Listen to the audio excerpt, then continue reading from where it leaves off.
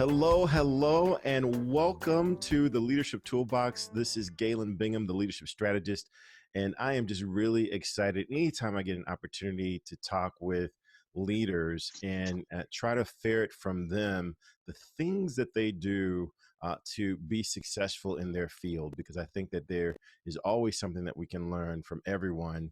And it might not speak specifically to your situation, but you'll be able to pick up those jewels and tweak it in a way that can help you make those critical decisions that all leaders have to make every morning before your organization can go out and do what they do on a daily basis. So today I've had the opportunity to rustle up and track down a guy that I have been a real fan of for the past 5 years or so.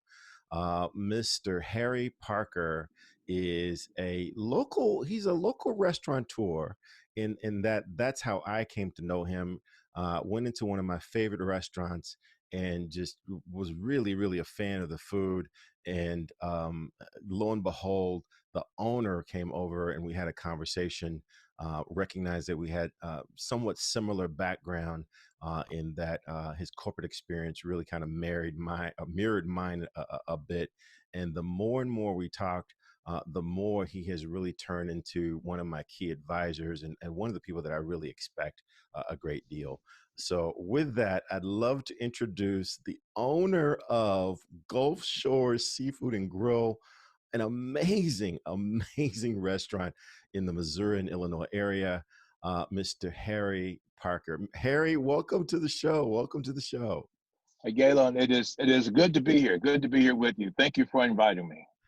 Absolutely. Now tell the audience a little bit about your background, because you didn't roll out of bed one morning and just after being born open up a restaurant and there you are. You've got kind of a storied background. Tell a little bit about that.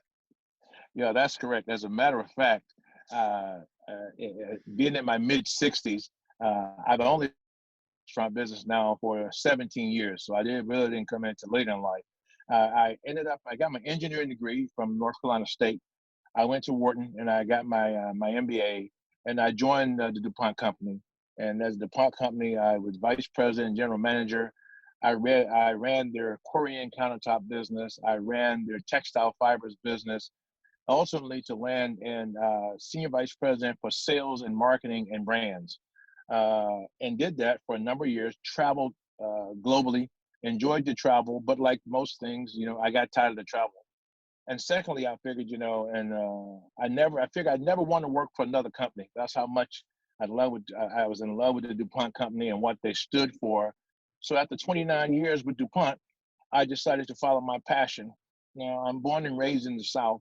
I've always had a passion for cooking, but never knew anything about the restaurant business, okay? But knew quite a bit about business and how to run businesses, understood branding, innovating, branding, winning. So I decided to take my mother and father's recipes. Mama's from New Orleans, daddy's from Mobile, Alabama. I took their southern recipes for Cajun and their southern recipes, for seafoods, and I created Gulf Shores Restaurant and Grill. Always being one to believe in data, I hired a restaurant location company who helped me to locate, because 8 out of 10 restaurants, particularly private-owned restaurants, were failing. I decided to take their counsel. I located my first restaurant in St. Louis, Missouri. Had never been to St. Louis before either, but I've always had the adage: either you want to win or you don't. They gave me good counsel. They supported me with good data, and so I decided to move my family to St. Louis, Missouri. Here we are now, 17 years later, one restaurant in Creve Coeur, Missouri, the restaurant in Edwardsville, Illinois. We had just launched another concept, which is we call our mobile kitchen. And things are going well. So I laugh about it all the time. I said I'm 66, but I'm not tired yet. Well, definitely. I mean, I tell you, I can barely keep up with you, man. Every time I do catch you, you're off doing something, and I was glad that I was able to catch you even today on your way into your restaurant. So, just really wanted to spend some time sharing some insights with our audience on this topic of innovation. because you and I, we both have a bit of a restaurant experience, and we were kind of picking each other's brains around how do you innovate during this time of crisis? What's the mindset of innovation? And just really would love to get your insights around that, both from a restaurant, local restaurant owner's perspective, which is straight entrepreneurial, to Right. those concepts that would transfer even to the big business corporate responsibilities that both you and I have had. Well, I feel that, I think that during these times, during the down times, are the critical times and the right time to innovate. And the reason the innovation is so critical is because when everyone else is doing something else or thinking about something else, it's your opportunity to grab mind space. In the world of marketing, mind space means everything. It's the reason for the 5-second commercials. It's the reason for all the different things you see organized companies do. Now is the time for you to not only grab mind space, but expand your mind space so that when things get better, Gulf Shores or your business will pop up in their mind. So then is the time to be creative. Then is the time to be innovative, to try to, and it's all about mind space. Once you have mind space, you've taken the first step towards winning. That's outstanding advice. Now trying to keep my shoes in the my feet in the shoes of the people that might be sitting in the audience. Some may be saying, Harry, Galen, this is a scary world. There's so much out there that's unpredictable. I Yes. barely know where I'm going to find the money to maintain operations. How do you overcome that fear? How do you summon that courage to innovate in a time when everything around you is telling you buckle down and try to cover your bases? Well, that's the interesting thing about innovation. Innovation and being able to innovate does not cost a lot of money. Let me tell you how I went about doing it as an example. The first thing I did is I reviewed my strategy. My overall strategy and goal was that I wanted to bring the best of New Orleans to this area, which means I wanted to have the total New Orleans dining experience, which meant live music, which a lot of people wouldn't do, which meant a decor for the restaurant and so forth. And so what I wanted to do was I wanted to expand on that mind space. Okay, I wanted to be able to grab it. So one thing I did is that so right now one of the restaurants is closed down. We will reopen. The other one we're doing curbside service only. And so what we're doing is that when people come up for the curbside only, I went to Party City and I purchased about $50 worth of beads, just regular beads. And so when people come to the restaurant to get their pickup order, we include in that a beads. We say don't forget Gulf Shores and so forth. Now people may think that's small, but that's one way of being innovative because I want to maintain the mind space. I want to create conversation. Uh, Innovating is creating conversation, giving people a reason to talk about it. And of course, when I did that, our Yelp reviews and all social media lit up. Here's a restaurant that just not only they're doing it, but we love it because the owner was there and he even gave us some beads to go with it. So something as simple as that, maintaining, creating mind space, creating talking points is a good thing to do about it. The other thing we did to be a part of everything, and then this was just the right thing to do, is that we said every frontline worker, every first responder, to come by the restaurant and have a free cup of soup. Now, you may say a cup of soup is a big deal, but the food costs in a cup of soup is what you're really looking at. It's a small thing. But the big thing is that you're endearing yourself to the community. I think innovative ideas that endear yourself to the community is a very smart way to go, particularly during these kinds of times. That is just great advice, and now you guys are seeing the advice that I was getting all along for the past 5 years. This guy is just chock full of wisdom and doing the right things. It's one thing to have the strategy and the mind for strategy. It's another thing to know how to execute, know how to implement those strategies. And Harry, you definitely have that in Aces. Let's talk a little bit about something that I'm seeing a lot on social media, and I'm getting into myself, and that is this idea of cross-industry collaboration, where there are a lot of companies that might not be in the same industry, but they're sharing their strategies as Right. much as they can without Yes. sharing company secrets, Right. that kind of thing, but Right. trying to collaborate to see if there might be some additional jewels that might be born. Mhm. What's been your experience with that, and what's your take on this cross industry collaboration that we're seeing? Well, I think particularly during these kinds of times, I think it's very important. I think it's very important, and I think the one thing that these kind of times it gives you the opportunity to meet customers' expectations.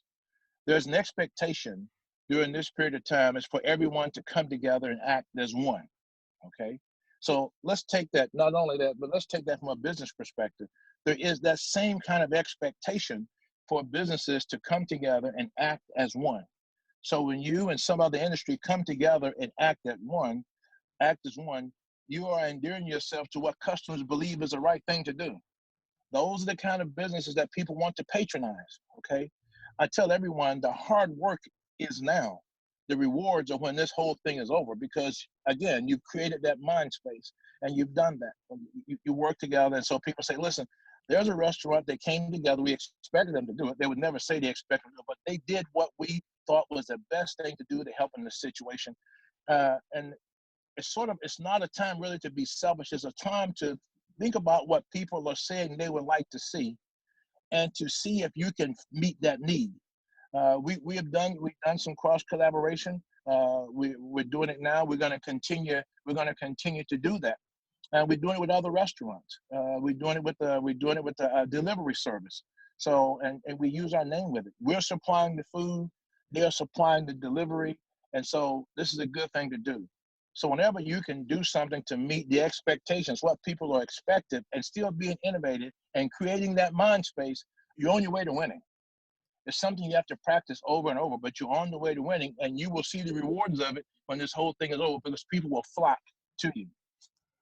Fantastic. Well, I really have enjoyed this conversation as I do with all of my conversations with you. The core of this show is around sharing tools that a leader should have in their toolbox. You know, one go-to strategy, tactic, something that they might be able to use to answer key questions or issues that might come along. You've given us several to think about already, but is there one tool in particular that you might say has carried you through your 29 years in corporate America, your 17 years as an entrepreneur? Is there one or two key tools that you would say every leader should have in their toolbox? Oh wow, because there's been many. It's been a long 30 years. I would say the one, and you'll recognize this. One is a willingness to help other people out. I mean, there's this thinking that you can't be competitive, that you can't win if you share strategies or give tidbits and so forth to help people out. And I think that's just not true. I think that, and you know this from your first conversation, when you and I met, we immediately began to share data. We immediately began to share strategy and so forth. So I think that one winning strategy is if you have a pearl of wisdom, take someone else with you, take other Mhm. business along with you. I have a fundamental belief after spending so many years in the DuPont company. I have a fundamental belief that people want to do business with businesses that care about other businesses. Okay, not only does it rain down on your customers, it also rains down on your employees. I'm able to get more of my employees to do things that I never thought they'd be able to do because I put my trust in them and so forth. And I don't let one mistake stop me. I don't let it derail me. If I make a mistake, if I help someone out, if I help and they turn out not to be a good decision, that's okay. I don't blame it on them. I said that's me. I made a wrong decision because there's other people out there that really want to win, that really want to grow and so forth. I also have a fundamental belief that at the end of the day, people want to buy from privately owned companies. They want to support their own. The thing is that we just have to give them a reason to do that. And so what I work every day is giving people a reason to do what they really want to do. I mean, if someone is 50% motivated, or even 51, the other 49 is mine. You give me those odds, I can make it happen every day. Right, right. I think those are the two. Well, fantastic. Well, hey, I have really enjoyed this conversation. I would encourage everyone, if you are in the St. Louis or Southern Illinois area, you can't get closer to Louisiana unless you go there directly yourself than going into Gulf Shores. They absolutely do it right. Now he's got a couple of amazing dishes, and the pasta and the seafood dishes are amazing. I'm going to tell you that. But my personal favorite are the hush puppies. I'm just like a big, big fan of the hush puppies and the vegetable medleys. You can't go wrong. If you go into Gulf Shores and you have a bad meal, it really is kind of your fault at that point. Yeah, So yeah. well, that All is right. it. I want to get you back to what you were doing, get you back to creating amazing memories there in the marketplace. And I want to thank you again. This has been Galen Bingham, the leadership strategist. And I want to encourage everyone, do what's right because it's right, and you'll never go wrong. Until next time, take care. Thanks, Galen. Hey, everybody, open up the doors. Let's get back to our favorite restaurant, the Great Gulf Shores. Back to Gulf Shores, baby. Get me back to Gulf Shores, baby. They got the food to cure your ills down at Gulf Shores Restaurant and Grill. Great seafood and pasta, hamburgers too. Anything on the menu, they'll make fresh for you down at Gulf Shores, baby. Yeah, back to Gulf Shores, baby. They got the food to cure your ills down at Gulf Shores Restaurant and Grill.